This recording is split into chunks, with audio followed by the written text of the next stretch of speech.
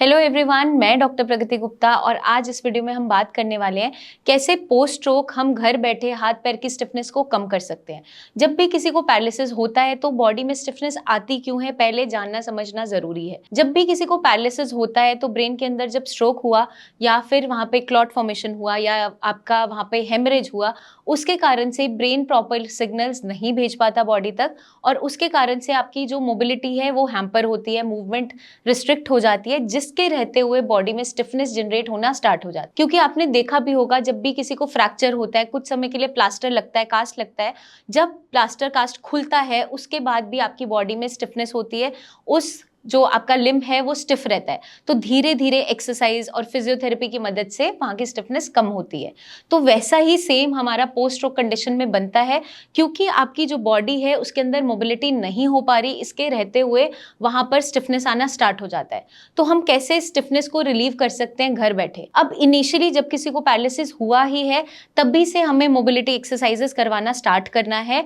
Day 1 से ही हमें शुरुआत कर देनी है, क्योंकि लंबा टाइम तक अगर हम कोई भी मोबिलिटी एक्सरसाइजेस नहीं करते हैं वहां पर स्टिफनेस बढ़ती चले जाती है और कभी कभार कॉन्ट्रैक्चर्स बढ़ जाते हैं, मतलब वहां पे बिल्कुल ही टाइट बैंड्स बन जाते हैं जिनको रिलीव करना बहुत मुश्किल होता चला जाता है।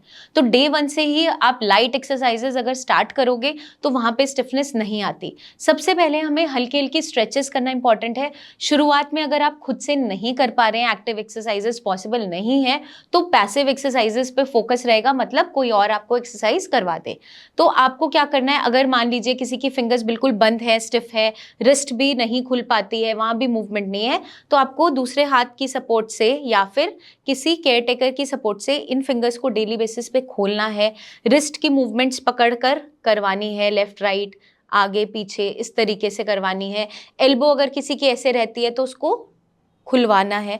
तो मतलब बेसिकली हमें हर एक जॉइंट की मोबिलिटी लाना बहुत इंपॉर्टेंट है। हल्की हल्की स्ट्रेचेस, हल्की हल्की एक्सरसाइजेस अगर हम डेली बेसिस पे करते हैं, कुछ सेकंड से शुरू करते हुए कुछ मिनट्स तक आते हैं, तो डेफिनेटली वहां पर हमें बेनिफिट दिखना स्टार्ट हो जाता है, वहां की स्टिफनेस कम होती चले जाती है। नेक्स्ट आपका आ जाता है gentle massage and heat therapy.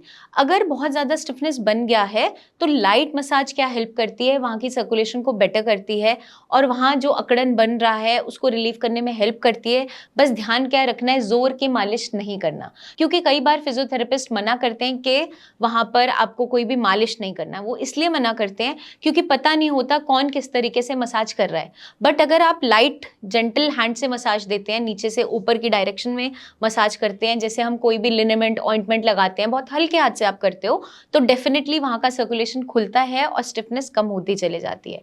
अब हीट थेरेपी, हम वहां पे जेंटल हीट अप्लाई कर सकते हैं हीटिंग पैड की हेल्प से, लेकिन हमें एक प्रिकॉशन रखना है, क्योंकि वहां पर सेंसेशन ज्यादा अच्छा नहीं होता, तो कई बार बर्न्स होने के चांसेस होते हैं। जब भी आप हीट अप्लाई पहले करें तो अपने यहाँ पे आपको टच करके देखना है कि वहां पर कितना गर्म महसूस हो रहा है, और हल्के हल्के हाथ से कभी भी हीटिंग पैड को एक जगह लगा नहीं देना है, उसकी पोजिशन बदलते रहना है। तो ये एक्सरसाइज से पहले हम कर सकते हैं ताकि आप इजिली एक्सरसाइज कर पाए।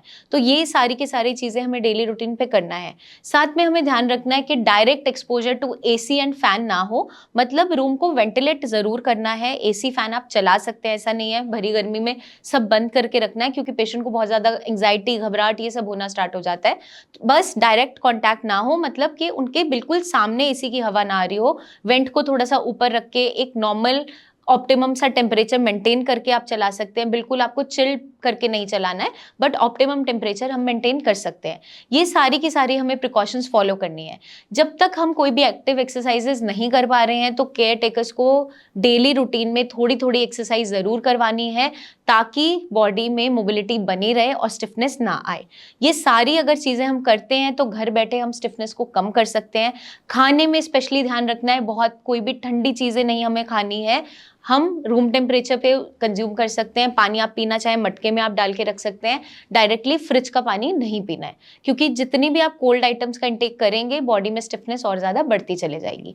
ये सारी प्रिकॉशंस आपको फॉलो करनी है, और इसके अलावा आपके कोई भी सवाल हो आप हमसे पूछ सकते हैं।